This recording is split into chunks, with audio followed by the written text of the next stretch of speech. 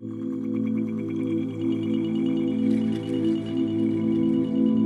if living in joy could unlock every desire you've ever had?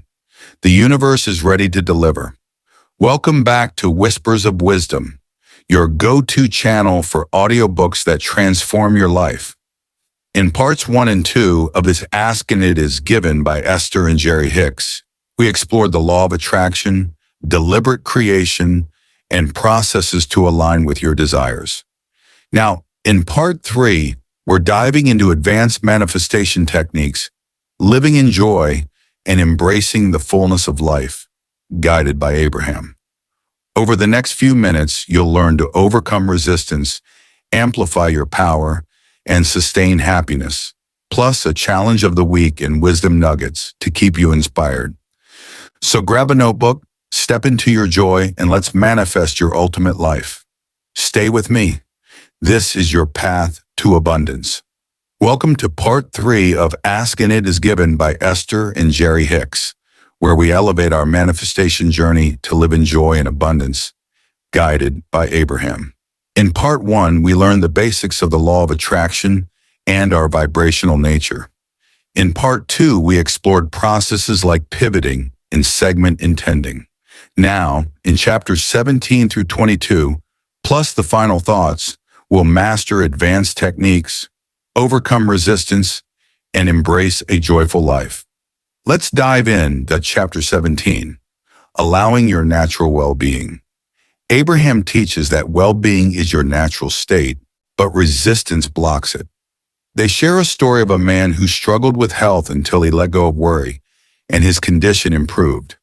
Allowing, they say, is releasing resistance, stopping the fight against what is and trusting the universe.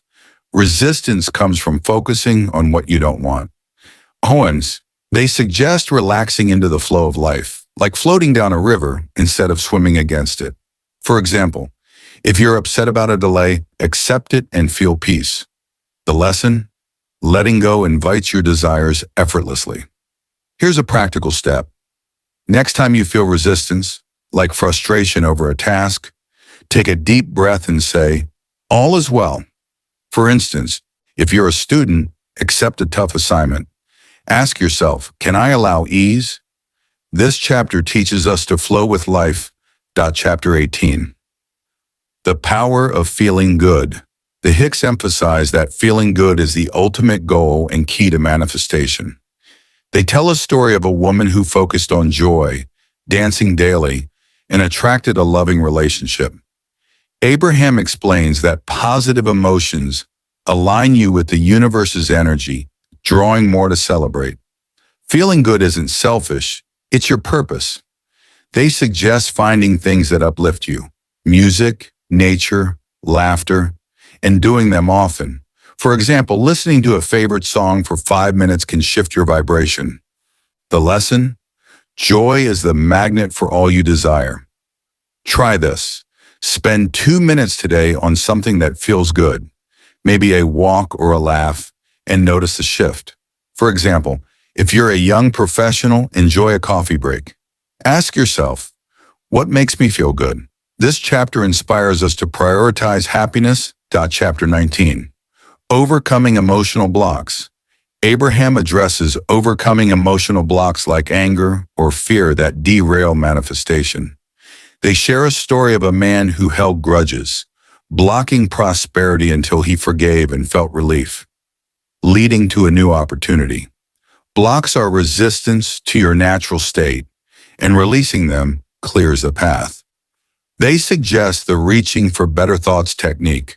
Move from anger to frustration, then hope.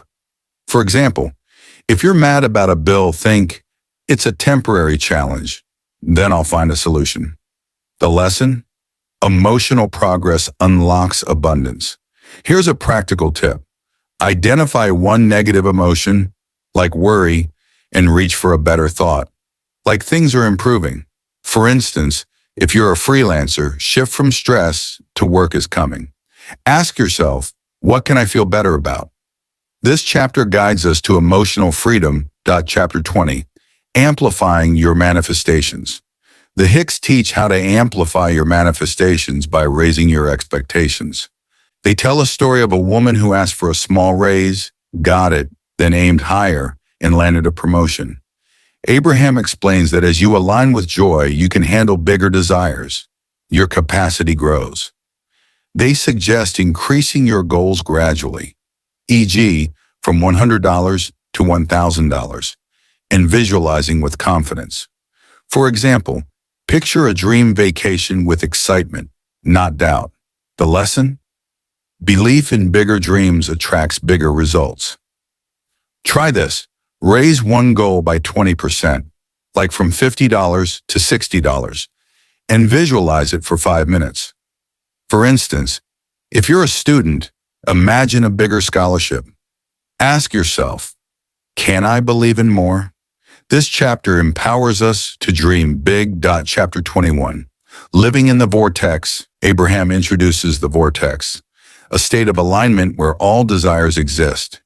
They share a story of a man who felt peace after meditation and attracted a perfect job.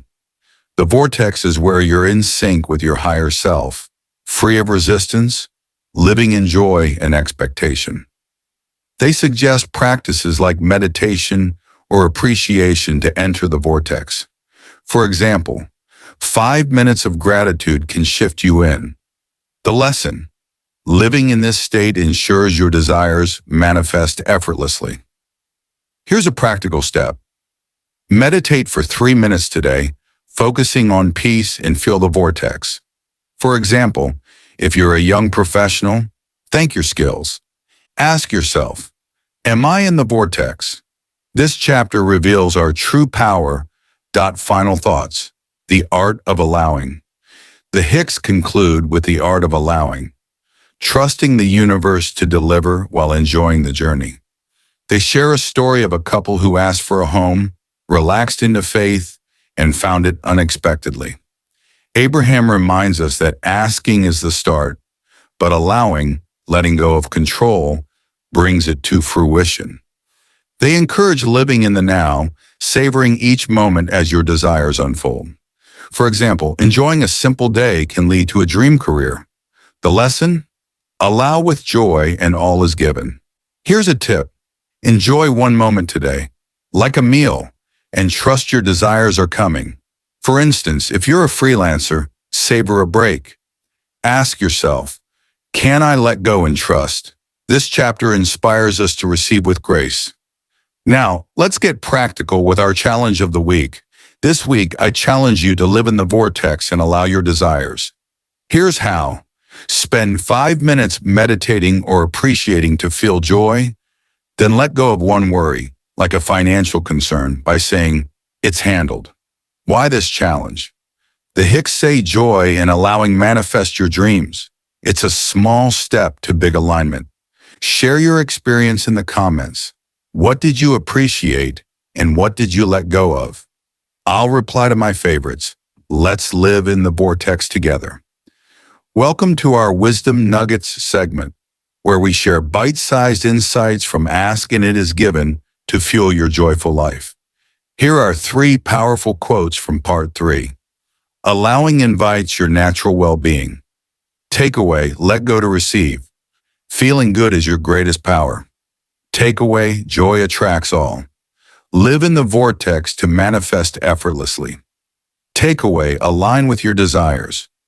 That's a wrap on Part 3 of Ask and It Is Given by Esther and Jerry Hicks, right here on Whispers of Wisdom.